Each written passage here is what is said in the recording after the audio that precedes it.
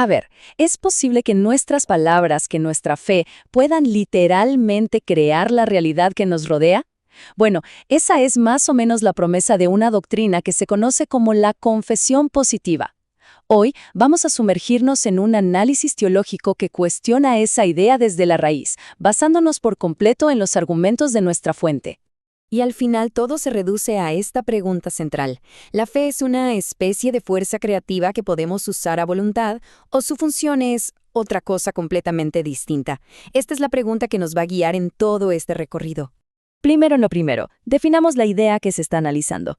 La confesión positiva, según nos explica la fuente, sostiene que la fe es una fuerza espiritual. Pero aquí viene el detalle clave, se activa con lo que decimos. O sea que nuestras declaraciones verbales tendrían el poder de hacer que las cosas sucedan en el mundo físico.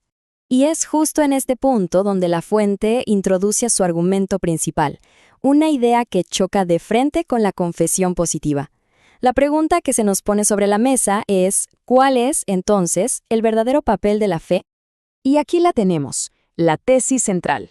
Lo que la fuente afirma es que la fe bíblica no es el motor que provoca los actos de Dios. Es más bien el canal, un instrumento que depende enteramente de la voluntad soberana de Dios. Y fíjense que esta diferencia entre ser la causa y ser el instrumento lo es todo. Es el eje de la crítica. Esta imagen lo resume perfectamente. Por un lado, está la visión de la confesión positiva, donde la fe es una causa eficiente, o sea, la fuerza que pone todo en marcha. Y por el otro, la visión de la tesis, que la ve como una causa instrumental, es decir, la herramienta que Dios decide usar. En un caso, el poder reside en la persona. En el otro, el poder permanece siempre en Dios. Para sostener esta idea, la fuente no se queda solo en la teoría. Nos lleva primero a los evangelios para examinar cómo funcionaba la fe en la práctica, en los relatos que allí se cuentan. La fuente nos dirige a este pasaje tan conocido de Mateo. Cuando los discípulos no logran su cometido, la razón que se les da es su poca fe.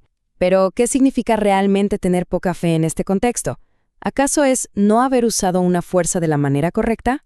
Aquí está la interpretación que ofrece el autor. El problema, argumenta, no fue un fallo al activar un poder. Al comparar este texto con el pasaje paralelo en Marcos, que menciona la oración, la conclusión es bastante clara. La fe que se esperaba era una de confianza total, una que se expresa en la oración, no una declaración de poder para forzar un resultado.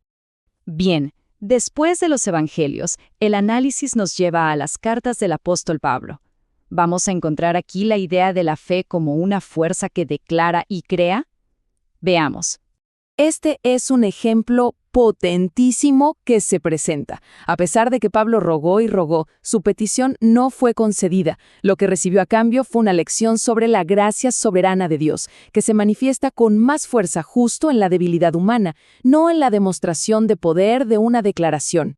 Y este punto es fundamental. Lo que vemos en la experiencia de Pablo es sumisión, no control. Se trata de una de las figuras más importantes de la fe cristiana, sometiéndose a la voluntad de Dios, en lugar de usar su fe como una especie de palanca para obtener lo que deseaba. Y la fuente nos da más ejemplos para reforzar esto. En Romanos, la fe es el instrumento de la justificación, no su causa. Y en 1 Corintios leemos que el Espíritu Santo reparte dones de forma soberana, como Él quiere. Una y otra vez, la iniciativa y el poder están del lado de Dios. De acuerdo, ya vimos la evidencia bíblica. Ahora, el análisis nos muestra por qué esta distinción no es un simple debate académico. Según la fuente, la idea de la confesión positiva genera algunos dilemas teológicos bastante serios. La fuente señala 3 problemas principales. Primero, algo que llama antropocentrismo funcional. Esto, en palabras sencillas, significa que en la práctica, todo empieza a girar en torno al poder y los deseos del ser humano, y no de Dios. Segundo, la confusión que ya vimos, mezclar la idea de ser una herramienta con la de ser el motor. Y por último, como consecuencia de todo esto, la soberanía de Dios termina quedando en un segundo plano, y la voluntad humana toma el papel protagónico.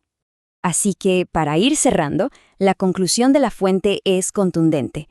La fe bíblica no es una herramienta para fabricar nuestra propia realidad, sino una actitud de confianza y de descanso en la realidad que Dios ya ha decretado soberanamente.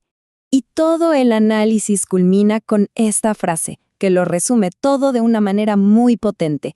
Dios decreta, Dios ejecuta, el creyente confía. Un final que deja clarísima la postura de esta crítica teológica. Gracias por habernos acompañado en esta exploración.